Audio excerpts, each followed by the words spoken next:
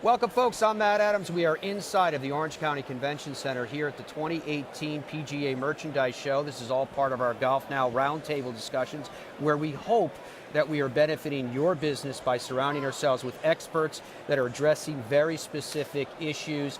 This time we're talking about customer service and how it relates to the way you run your business and bring in reservations for your facility and more. Please join me in welcoming Jeff Nixon's here with us, head golf pro at Stony Brook Golf Club in Naples, Florida. Welcome, welcome. Mike Hendricks is with me, VP of Services for GolfNow. To my left, Jason Brill, the Senior Director of Revenue Management for OB Sports Golf Management. Great to see you. And Leanne Maldonado is the Manager of Course Sales for GolfNow. Okay, let's jump into this thing.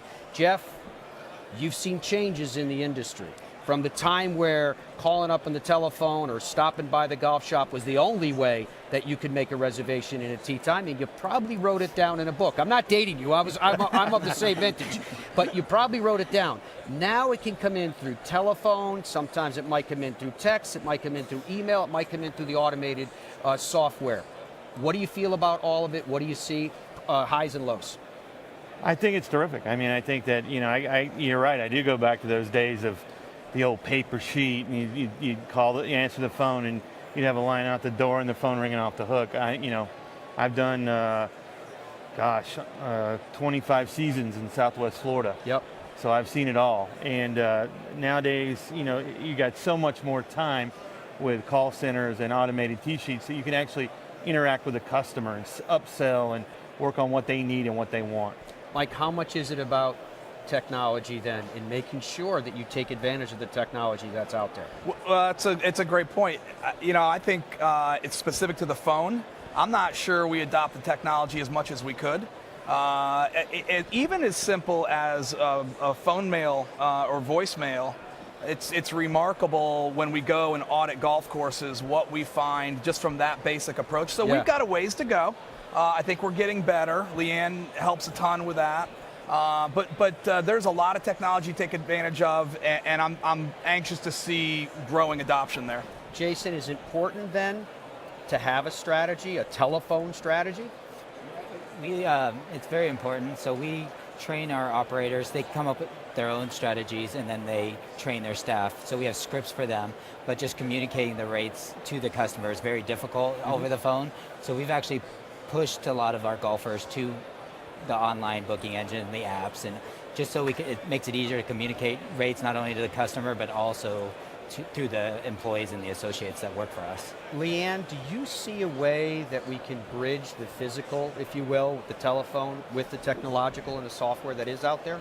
Absolutely. I think that, it's important to capture as much information as you can from potential golfers over the phone. And so it's as simple as updating your voicemail, right? It's technology that I don't think we take advantage of enough. We did conduct an audit recently for just under 500 plus partners, and about 40% of them didn't have a proper voicemail set up. And by proper voicemail, I mean they were giving golfers what they were looking for, right? They're looking to reserve a tee time and book online. And so just spelling that out in your voicemail system and saying, thanks for calling us, visit us at our website where you can book online 24/7. I think we could definitely take advantage of that, and there's tons of opportunity. Mike, do you see this as, once we've gotten this engagement, right? The golfer is giving us information because they want to make a reservation in this particular case. But now we have a means of communication with them, if we've done our job correctly, that can provide them with information, whether it be weather or course conditions or what have you. And marketing as well, right? Sure. I mean, so to collect that data is a key piece of what we want to do on the telephone, and then use that data for a myriad of different reasons. And I would even say to use the data to help secure the reservation.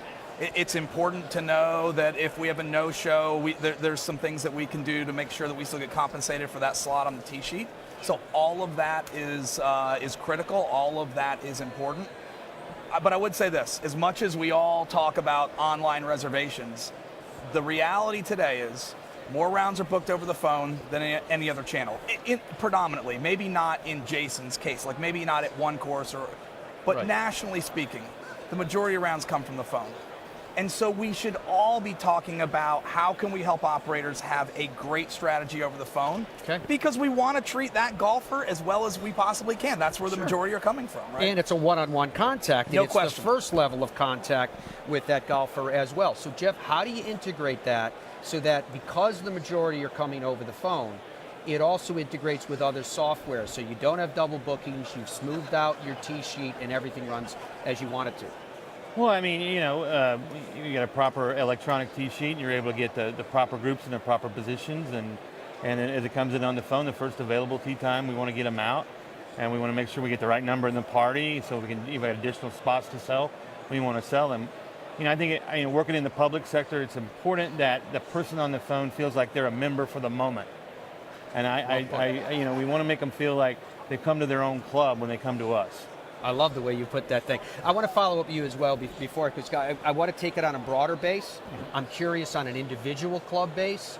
What do you do in terms of phone lines? What happens when one phone is on? How does it roll over, and how many do you provide? Well, we have GolfNow answers, and with several lines going in there.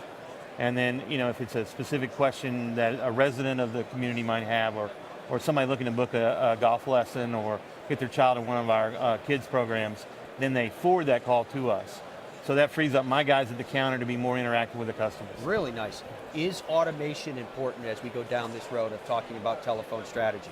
Yes, I think it's super important. So it's scripted and it's consistency, to build consistency at the facility so every customer is getting the same experience every time they have communication with the property.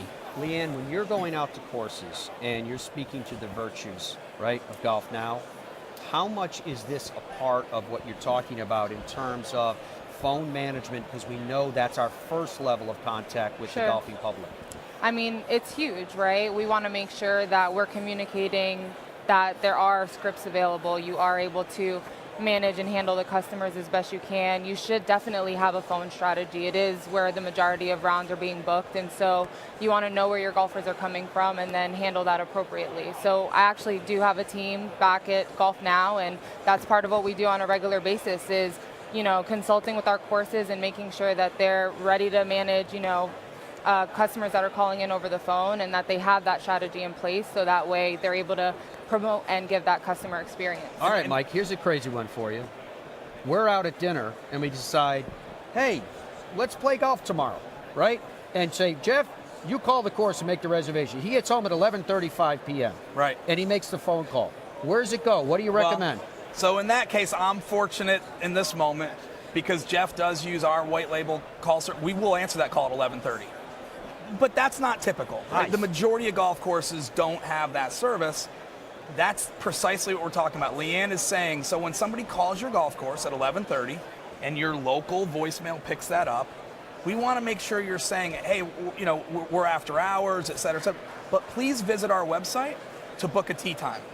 Okay. If the golfer wants to book, we want to make it as simple as we possibly can. Or check availability or whatever suits their needs, right? Which you actually can do via the golf course website as well, right? So there's a couple of things you can do at that website. So we're always coaching. Leanne's team is awesome. Always coaching the golf course operator to, whenever possible, direct people to your website. You frankly learn more about the golfer on your website. You see traffic patterns on your website. Sure. That's all valuable data. All valuable data, and our hope is that this valuable data and all of this valuable wisdom that you've heard from today with these experts will help you with your individual business. Yes, collectively, by and large, this represents a tremendous amount of assets, but there are lessons that we all can learn as individual course operators that can benefit you in your particular region. Thank you very much for joining us today and for your insight. It was a pleasure, as always. And thank you to all of you for joining us.